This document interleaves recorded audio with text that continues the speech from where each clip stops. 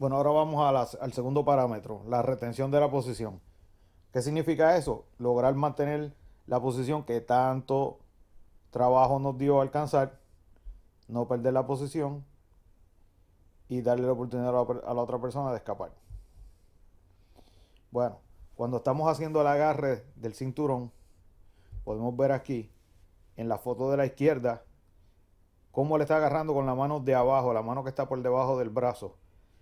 Por la sencilla razón de que si la persona rompe el agarre, como está en la segunda foto, la mano de arriba queda libre y va directo al ahorcamiento. Si tuvieran el agarre invertido, pues la persona cuando rompió el agarre, la mano que está por debajo no puede ahorcar. Y entonces la otra quedaría agarrada por la persona. Y aquí pues esto nosotros lo llamamos el cinturón ofensivo, porque no solo es un agarre, sino que también tiene opciones y está tendiendo una trampa para que la persona así trate de lograr querer romper el agarre.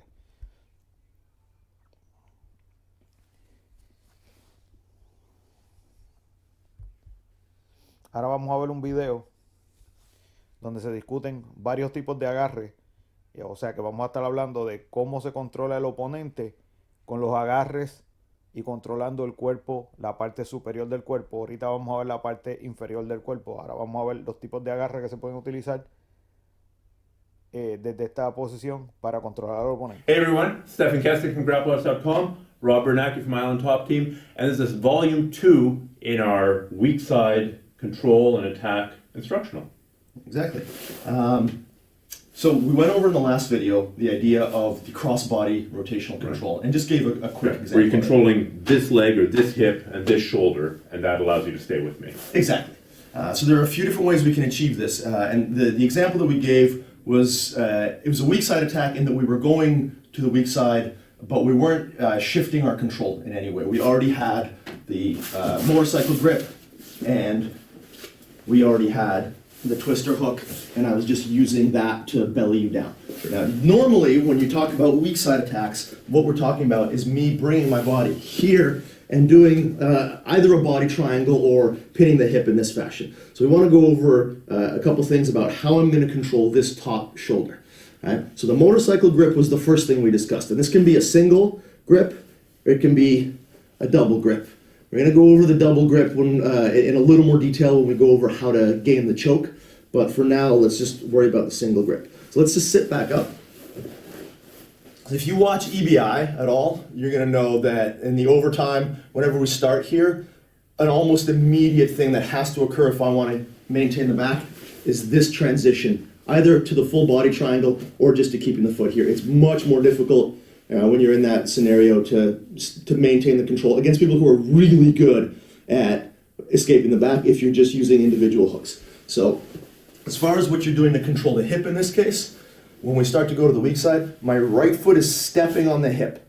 That's limiting his ability to bridge. Normally when you escape to the weak side, you're lifting your hips and scraping your partner off you, using the floor to scrape them off of your back. So as soon as I recognize either that he's going that way, or if I'm just choosing the weak side, if I choose to develop a weak side back attack scheme, I may end up favoring it, particularly if I'm a longer, kind of lanky person. I'm going to step on the hip to keep him down, and I'm going to transfer my foot across the hip, and I want to be hooking my left foot. So now I've created the hip control that I need. So what we need to focus on now are the grips here. Motorcycle grip, double motorcycle grip, shoulder cap, full Kimura grip, half Nelson, and claw ride.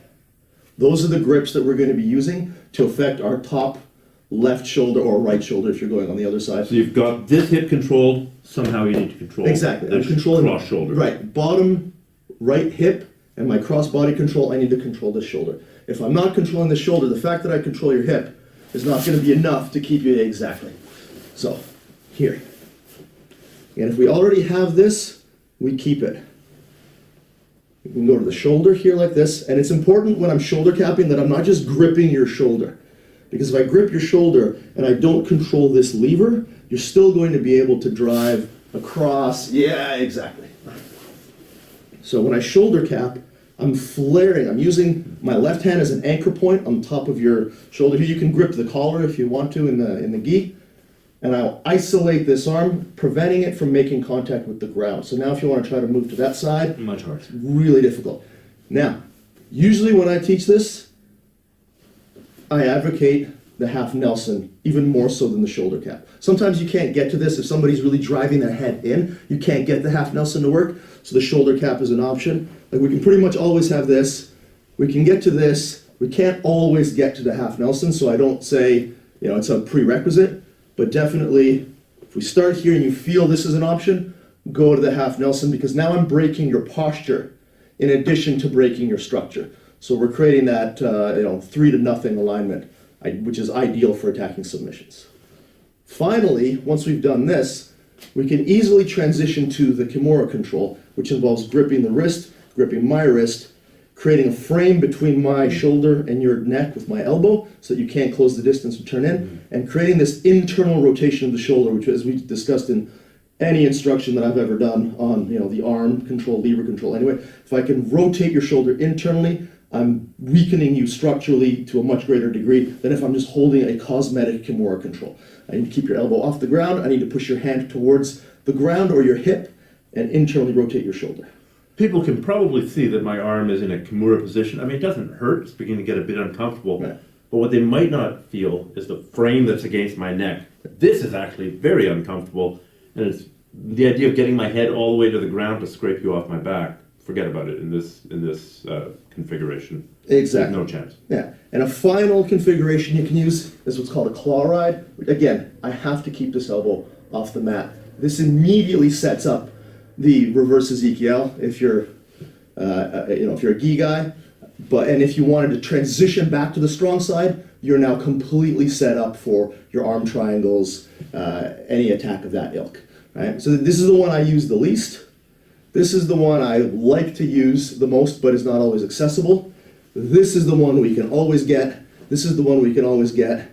And if we get this, we can always get the Kimura control. So adjust them according to your personal preference, what you use, and to what is available. You don't want to try to put a square peg into a round hole, I've been told. So if you're trying to force the half Nelson and it's not working, the Kimura control may become available, or you may have to go back to the double motorcycle grip. All right, so I want to go over one example of this cross-body style of back attack, just so you can see how dynamic and powerful it is and how you can gain the back from positions you may not have thought possible. So a really good example of this is the top half guard. So I find myself in a situation where my partner wins the underhook and builds up to their elbow. Right? Normally I would have to whizzer, pose, like I basically have to out-wrestle him at this point. So what I'm going to do instead is, if I can capture his wrist, that's great. If not, I can still pull it off. I recommend trying to get this control anyway. I'm posting my right foot. I'm going to lean forward past his head to create the space to come in and get this motorcycle grip, or double motorcycle grip. So I'm going to have this double motorcycle grip. I'm going to have my right foot posted. I'm going to withdraw my hand so you can see. I'm going to elevate my knee, pulling it out of the half guard so that I can pursue my roll. As I roll, my hip is going to trap his arm.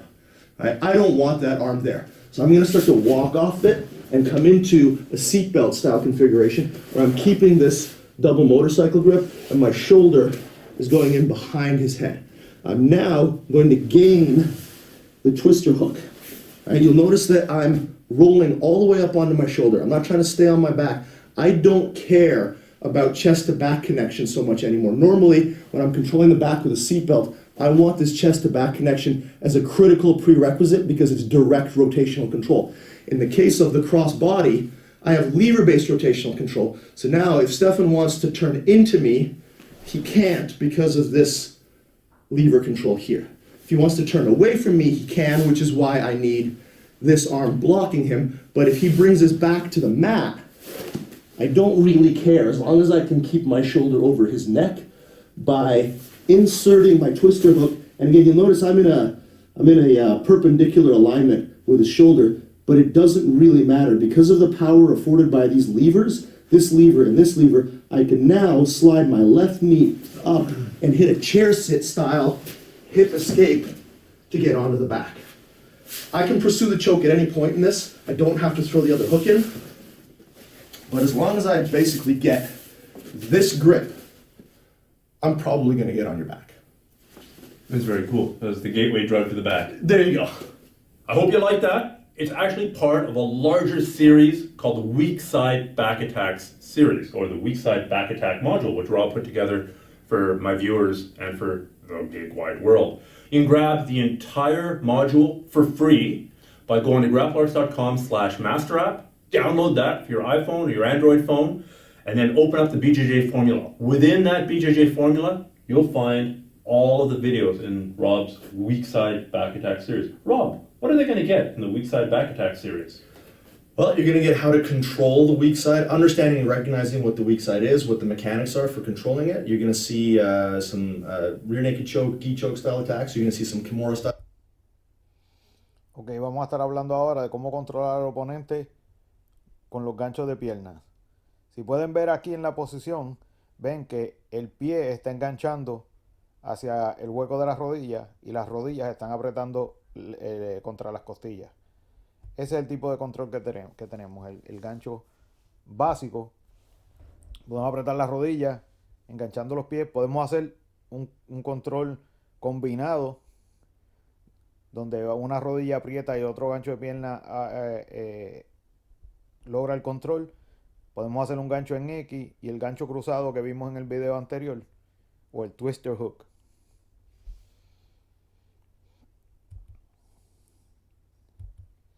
Aquí podemos ver cómo retener la posición y vamos a ver unos ejercicios para poder retener la posición. Y los 3 ejercicios básicos son pasando la cadera, el segundo es subiendo a la espalda para poder sentar la persona y volver a acomodarse, y la tercera es cuando la persona rueda, rodar con el oponente.